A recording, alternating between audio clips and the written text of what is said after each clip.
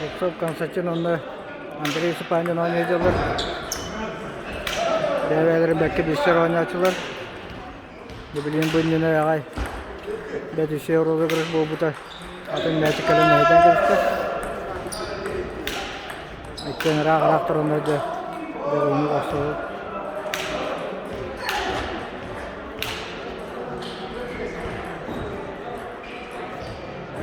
Böyle. Evet, bir şey de olada bu tek parçaların oynayıcıları evet onda bu bir squad yana gibikler. Hatta çok olak san Yusuf Konstantin tuhatıgar. Bir şattağa Spancın Andrei padachata.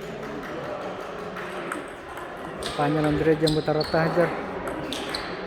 İkkeni göre ini bilir. Andrei ho. Maka jadi Spancın Andrei jembu tarafta bakta ketar. Biristan meselege barbo. Mawano ketar. Anaçı gara bu mevhun progres bolanara. İkken de manlık daşitme silahlı okudu.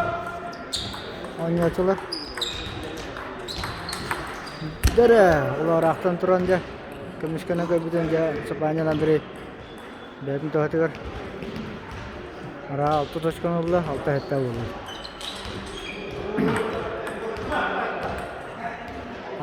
Altı hetta oldu.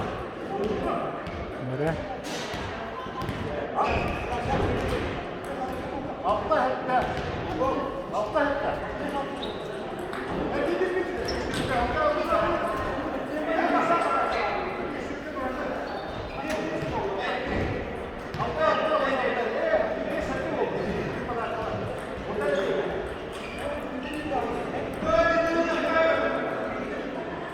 Altı hetta bu doğru mı?